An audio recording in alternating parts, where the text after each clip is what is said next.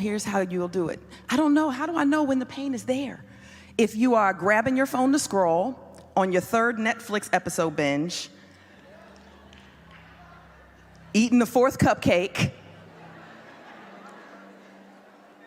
all of the things that we suddenly find ourselves mindlessly doing, that is us trying to distract ourselves from what our bodies are feeling, what our bodies are trying to say. How many people have been dealing with anxiety? Look at all of that. Can I tell you what anxiety actually is? It's a fear of feeling.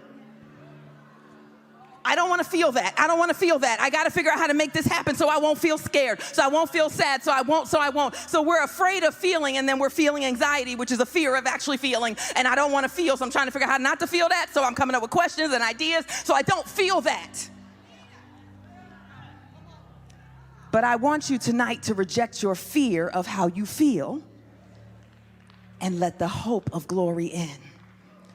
So grab one thing that you feel like provokes that anxiety. I don't know if does anybody need a lot of time? No. Grab that thing. I want you to close your eyes with that thing. And want you to clear your mind. Go inside. Imagine you're standing in your own heart. Go inside. And place your hand wherever you feel that thing. It might be on your head, it might be in your chest, it might be in your belly. If you feel yourself trying to distract yourself, come back to where it is. Because when we don't allow our bodies to tell us what's going on, we miss the opportunity to invite the hope in. Hope only exists in the space where the pain is. True hope exists there.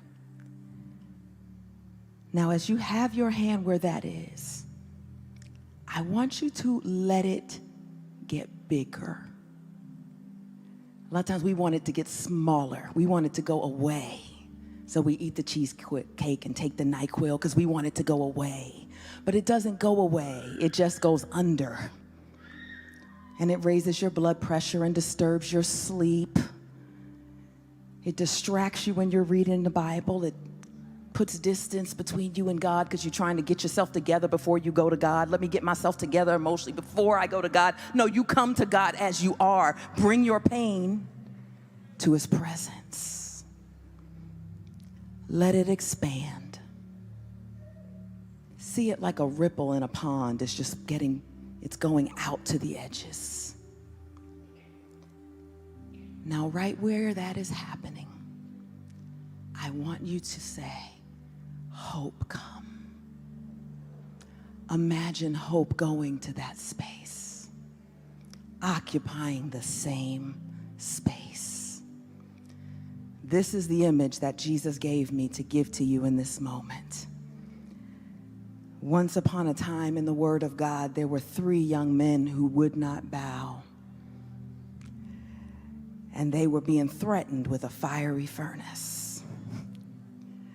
It was so hot that the people who tried to throw them in died. They ended up falling into it because it was so hot they couldn't even survive.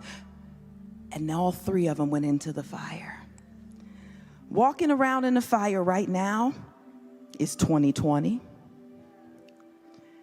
2021, 2022.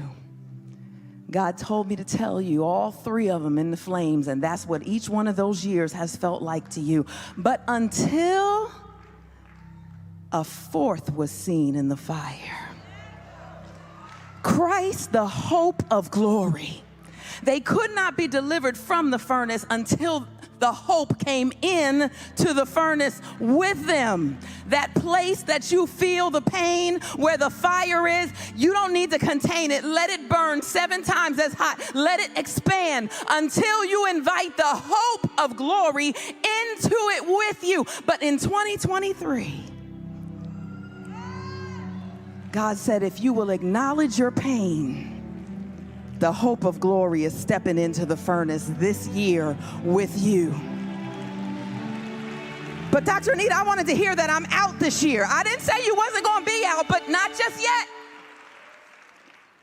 until the hope of glory is allowed in it with you. That's the testimony he wants to show. There is no hope without pain, but there's no joy without hope. Seems to be landing, and just when you're pushing the door shut, another pain kicks the door open, and it's like, God, when is this gonna end? It's like being in a spiritual pinball machine, just boom, boom, boom, boom, boom, all over the place. It's been brutal. And we've been holding on and trying to endure. If I can just get through this, and if I can just get through this, and then it's another this. Here's what God is teaching us. Are you ready for this, saints? It won't sound like good news, but it is. It's time to change our relationship with pain. It's time to change our relationship with pain. Because pain, we feel, is something that we just need to hurry up and get through and get out of so that we can get to the hope of glory. But the hope is actually in the pain, because let me teach you something about hope. Hope is the only pleasurable, desirable feeling that needs pain to exist. And without hope, no other thing that we want to feel is possible. You can't have joy without hope. Who's ever been hopeless and happy? You can't have hope without hope. You can't have happiness, excitement, because you got to have hope for that. So without hope, you can't have all the other good stuff, but hope requires pain to exist, because what I see and I have, I don't need hope for. Are you with me? But we don't like pain, so we're just trying to get past it. But God has been trying to teach us something, how to change our relationship with pain so we don't shut down and go like this when it comes, but we know how to expand inside of it to make room for hope. I know I sound crazy, but we're gonna do a little exercise tonight to touch that. So I'm gonna ask you to stand to your feet. Yesterday, Woman Evolve and I posted something on my Instagram that I had spoken a while back about how avoiding our feelings is not faith, it's avoidance. Because a lot of us don't like to feel the pain that we're in. And I read every comment. So many women commented, and I read every comment, and one of the most common things I read was either I need to connect with myself and allow this, or I don't know how to feel this. I don't feel anything anymore. Because we've so disconnected because we don't want to feel the pain. But when you don't get into the presence of your pain, you miss the depths of what hope is. It's an anchor in a storm for your soul. But if we pretend the storm's not raging until we check to see if it's over, we don't get to experience hope.